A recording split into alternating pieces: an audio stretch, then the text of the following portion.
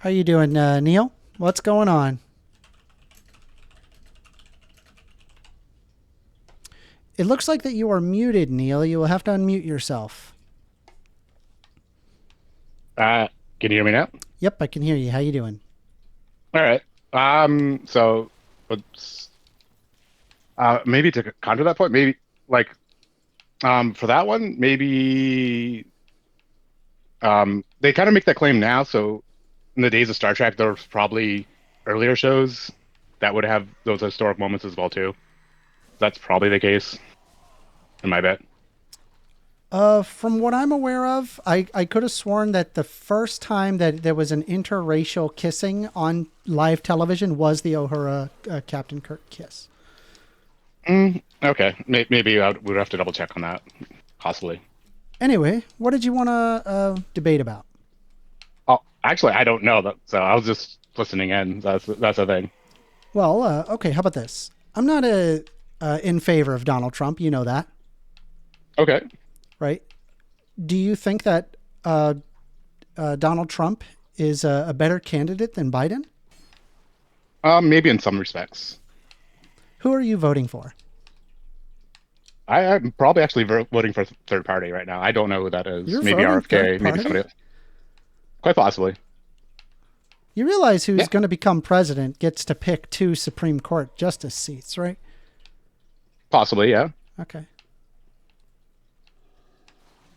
Well, I guess that's all right, so you're just going to vote third party? Well, yeah. Well, I'm going to do my due diligence and then find out. Okay. What particular candidate were you thinking?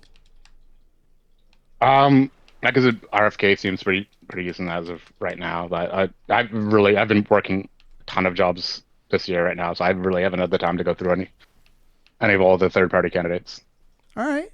Well, you and I tend to disagree on almost everything. Is there anything in Yeah. particular that you wanted to debate about? Um, I don't. You could pick a topic, man, because I can't think of anything offhand. I'm very pro LGBT. I'm also a pretty hardcore Democrat. If you listen to me talk, I'm absolutely very much a Democrat. I used to be a Republican turned libertarian, and then I realized as a libertarian, as I kept reading, that libertarians have no idea what they're doing in terms of foreign policy, and they don't know anything regarding like actual contract law and how it's actually upheld.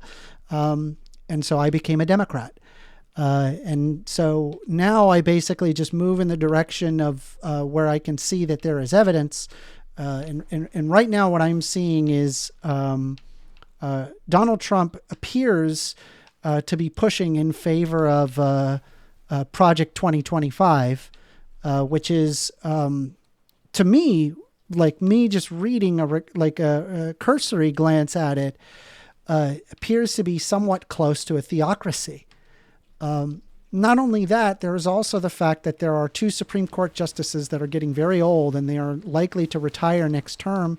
It's telling me that not only is there a Project 2025 possibility, there's also two Supreme Court justice seats.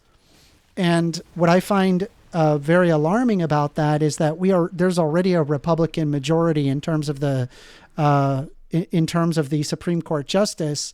Having two more means that we would have a Republican majority Supreme Court till 2050, and that scares the shit out of me. I don't want anything to do with that.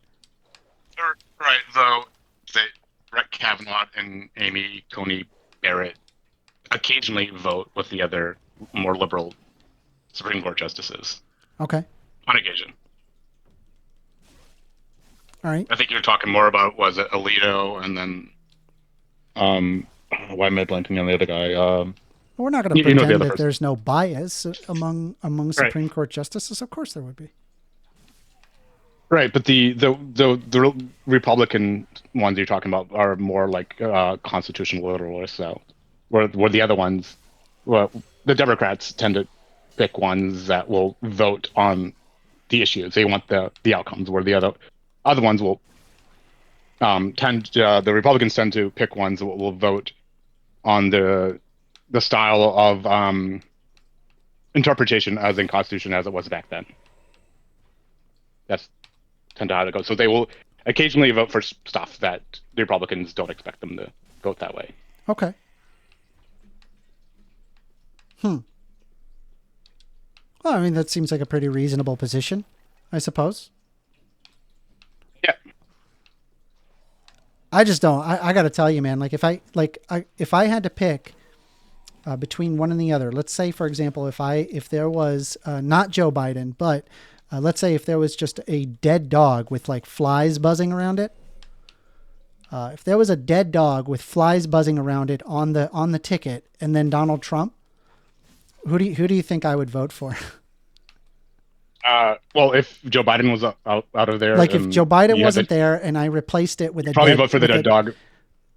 I think, that's correct. or That's correct. or if it was with a thing that just randomly flipped coins to choose a policy, you'd probably vote for that. Yeah, hell yeah, dude. I think the probabilistic notion is probably better off than whatever Donald Trump's going to do. Right, but even though you'd think I was voting for Donald Trump, my main thing that I talked to my friends and other people is that I hate the duopoly, and I would rather another party get in because we need to break up the duopoly. So I'm gonna Okay. vote the way that I'm talking to other people, and I'm gonna vote for a third party. I get it. I mean, most people aren't in favor of the duopoly. I'm looking at things in terms of like a pragmatic sense. You know, when I used to run Libertarian, I kind of thought the same thing as you, where I was just like, you know, I'm voting. I will sacrifice my vote for my principles. And I mean, when I think about it now, I mean, I guess it's like one thing where it's like the stakes are low. It's not really a big deal on who exactly wins, and you know it's cool to just like sacrifice the principles. But seeing this Project 2025 stuff like mixed in with two more Supreme Court justices, that's got me scared shitless. I don't want anything to do with that. The Supreme Court justices are just like the goalies or the umpires. Like they can only deal with stuff that like the cases that like get brought up to them. You should be more worried about Congress and the Senate and stuff, the ones that actually generate the laws more than anything else. Well, the Supreme Court is a checks and balances on power, in the sense that they can actually strike down a particular law that can or cannot pass. Right. It seems to be like that the circuit court justices or judges do a lot more than that than the Supreme Court. And it seems like Trump's justices tend to be more hands off than most justices. Well, I mean, they weren't hands off when it came to. You talk about Roe v. Wade, Yeah. where like even RBG said that Yeah, I the mean, way I'm that not they a, decide that shit. yeah, I'm not a fan of that. Right. Are you? But when most liberal justices said that the way they got to where they did was garbage, it was going to be struck down eventually. So rather than the Democrats using it as a wedge issue to kick the can down the road, they should have voted for something, but now they get what they deserve. Well, do you think that was like? Do you think that like abortion, the restrict or leaving it up to the states? Do you think that was a will of the people thing? Well, yeah, because either you would get, say, you would get a super liberal majority, you'd probably get unrestricted stuff, or if you got a super conservative majority get in, you would get like bans all across. I'm saying. Like, so now you. Do you think that it would be that it was a? Do you think that most people wanted that? Well, so what the Democrats want now is more unrestricted. What some of the 2025 people want. They don't is, want it like, to be a states' rights thing. Do you think like Right, women's bodily autonomy is definitely a federal reigns issue and should supreme, not be but- left to the states? Right, but some of the Democrats want it to be unrestricted, which was not what most of the people don't. Most of the people want some type of restriction. Most of the world wants some type of restriction. Sure. So the Dems I mean, that but want who's like saying, 9 months like, I'm a unrestricted. Democrat. I'm right here. I don't believe in like completely unrestricted abortion. Right, but when you kicked it back to the states, some of the states are doing completely unrestricted. Yeah, and some are doing 6 weeks. Right. Do you think 6 weeks? But What's your then- number at? But, just stick with what Europe has. Europe is what most of the world does anyways. 12? What is it, 4 months or something like that? It's 12. 16 weeks seems to be the 15. Some are 15. 16. It's about 12 to 15. It depends on what. Right.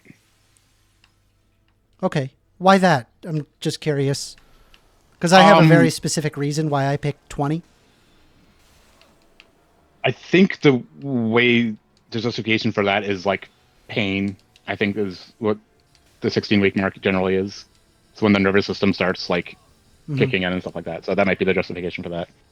Some of them pick like the beginnings of consciousness, which is just around 20-ish weeks. So some of them countries do it that way. Mm-hmm. Okay. Yeah, so you would make the argument at pain. Let me ask you this. I'm saying Do you that's think saying what most countries. That's what most countries generally do. Yeah. Okay. Well, you're saying, are you like appealing to like the fact that it's pain? Like, do you agree with that finding, or do you just agree just because like all these other countries are doing it? I think it's reasonable. Okay. I understand you find it reasonable. I'm asking which, like, would you say that that the reason why you're picking that rule is because it's done a lot in Europe, or do you think that you agree with the pain idea? Yeah, well, let's go that given other lines, it's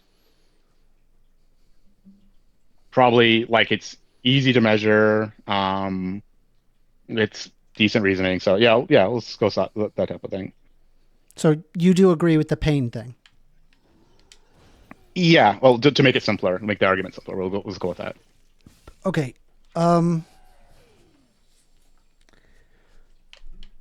Do you think that, like, if there was a person who was brain dead that could feel pain, do you feel like that, let's say we observe them, they are brain dead, they are never ever going to recover. In fact, they're going to degenerate. It's going to get even worse, but they're going to feel pain the entire way. Do you think that, like, it would be okay to, like, terminate such a life? That's a super tough call, man. Because now we're flipping the script because we're getting somebody. I understand. We're not talking about a fetus. We're talking about a person who's already completely grown. And my question is whether or not that you place moral consideration based on pain, or whether or not that you place moral consideration on the basis of what I consider is conscious experience.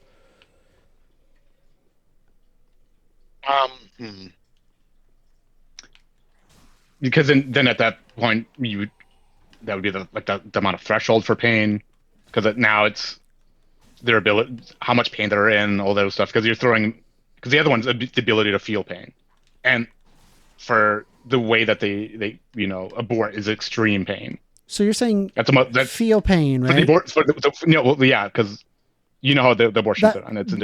That would mean a conscious experience. Right, but you know how abortions are. They literally break the body apart. That's about the most amount of pain that anything can be put through. Yeah, I get it. So, I'm of the belief that there is. Can I finish? Whereas in the other one, that they're just putting people out of their misery. So it's a bit different. The analogy is quite different there. Well, I think that. I hold that. That there are two criteria that we ought care about as people. And I think that it seems to be roughly equivalent from what I can observe. And what I look at is a conscious experience. So there's the conscious experience to before, and then the conscious, and whether or not that they could continue to have a conscious experience is what I would consider most important. And the reason why is because when you look at conscious experience as to where we stop giving something moral consideration, it seems to be pretty equivalent that we observe a point where a person no longer possesses a conscious experience, as in they're brain dead. And then that's where we drop their moral consideration. And so I said, okay, well, if that's the case, why couldn't that also be the case under the basis of before conscious experience? right? As in, like, they've never had a conscious experience before. So it's like they could have a conscious experience in the future, but they never had a conscious experience. And so then I come to the conclusion that, okay, well, then I'm okay with abortion up to 20 weeks under the basis that the cerebral column isn't actually physically connected to the brain yet, as in their body is not really capable of feeling any kind of pain of any kind, because the brain isn't even there to process it. So anything basically prior to 20 weeks, you're good to go. So I lay it at exactly 20 weeks. Okay, but like the fetus and the child, well, when they get born, they really don't have any type of measurable consciousness until like 2 years. So that's No, no. So when I when you say look at the stuff. consciousness or conscious experience, I don't mean consciousness.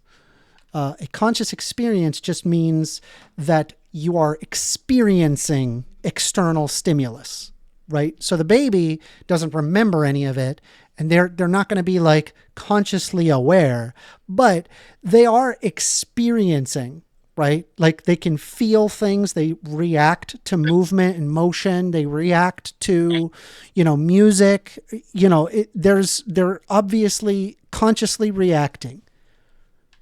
Pandas. That's reaction to external stimuli. Hmm? Pain is literally a reaction to external stimuli. I sure So I most agree. most of rudimentary form of that. But so I'm saying that, like, if now I would imagine that, I have no idea, but I'm pretty sure if you like ripped an arm off prior to there being a brain, it would not surprise me that the muscles would tense up, right? But I don't I don't see how the baby would be the fetus would be experiencing that arm being ripped off. Does that make sense? Because it's the cerebral column isn't connected. But it doesn't need to be connected because they've done studies on this. Did you say it does or does not need to be connected? I'm sorry. Does not need to be connected because there's some type feel of memory. Pain? Yeah, the column itself can actually store some muscle memory movement and have some But not pain. No. type of. Yes. No. You can go look it up. No. Where are you getting that? Do you think a There's- paralyzed person can like feel like their legs? Like, let's say if they're paralyzed from like the waist down, do you think they can feel their legs? Dude, I'm telling you that there is some type of stored memory and stuff in the column itself. They've done recent studies on this. You can go look it up. I'm just telling you that this is a thing.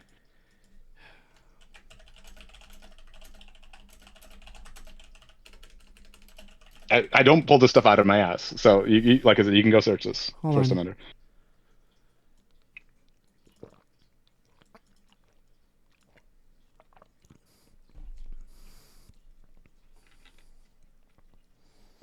Okay, so not all paralyzed people feel this, but let's say if it was completely severed, if the spinal column was severed, column is severed, would you feel pain? I'm pretty sure the answer is no. That's not what I'm getting at though. The column itself still registers stuff is what I'm getting. And when I get it. I'm saying, do they feel pain? The pain would be in the way that the brain is registering that, but I'm telling you that the column itself would be registering pain as the way that the spinal column would be registering it. That's what I'm saying. So you would maintain 12 weeks under the basis that that you think that there's pain at the spinal column? No, I'm still saying 16 weeks, but I'm saying that it's possible for it to still register pain. And well, we're 4 weeks away from one another. We don't even disagree that much. No, that's perfectly fine. So Yeah. I'm not going to argue so much. I'm just giving you the up-to-date studies and stuff like that on that type of thing. Okay. Did you have anything else for me? That was an interesting talk. I was expecting more fighting, but that was pretty. No, cordial. but it all depends on the stuff that we're debating, man. Okay. I tried to pull something out of you, but I don't know. You were very polite. Nope, no, it's me. One of these days you can get a contentious thing out of me, but All right. All right, Neil. all right.